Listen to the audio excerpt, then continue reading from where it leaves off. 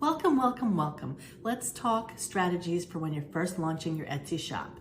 Doesn't matter what type of shop it is, there's a few simple strategies that work all the time to get your shop going. Because think about it, when you're a new shop, you don't really have any authority, you have no reviews, you have nothing built up on Etsy that says, you're a great shop.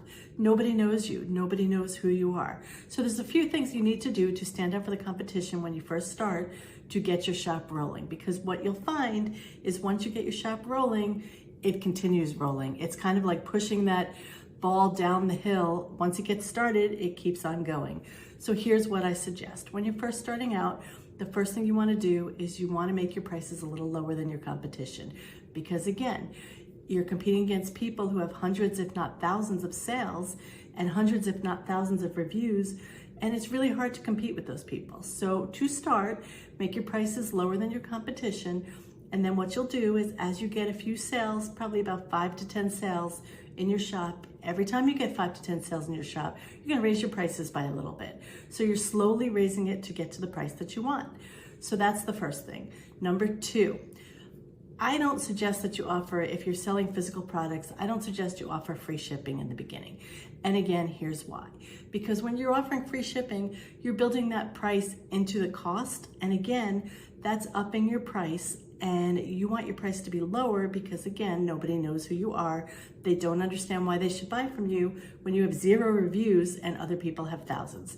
So if you charge for shipping, it's a separate charge and it's not what the customer sees right away.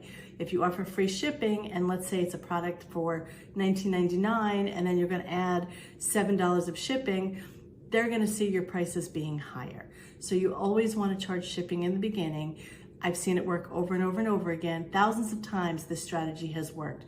So if you prefer to do free shipping later, I know Etsy says they like it, but I'll be honest, I've tried free shipping and I put my prices back to adding shipping onto it.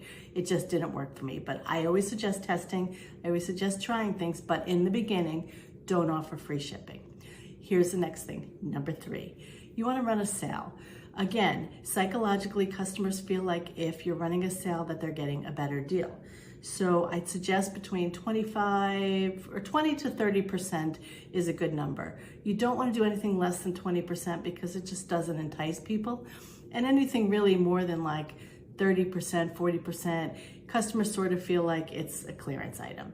Now, the one time this is not true is if you're doing digital items.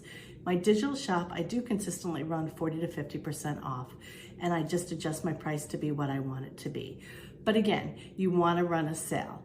Running a sale is another way to entice customers to buy your product. The last thing, number 4, is it's so important to know your numbers. When you're creating all this, when you're creating your pricing, shipping, all that, you have to know what it's costing you to make the product. Whether that's the materials, whether that's hiring somebody to create something for you, let's say like an SVG for a digital product, whatever it is, you need to know your numbers. The best way to do that and the free way is to use Omni Profit Calculator. I'll put the link down below so you guys can find it. It's free again, and it does not account for advertising, but it does account for how much your product costs, how much your shipping costs, how much it costs you to make. So all of these things are taken into account, including the Etsy fees, to see what your profit margin is going to be. In general, it really depends. If you're selling a physical product, I want to shoot for as close to 40% as you can profit margin, but sometimes even 20, 30 is okay. In digital items, usually you're running about a 70, 80% profit margin.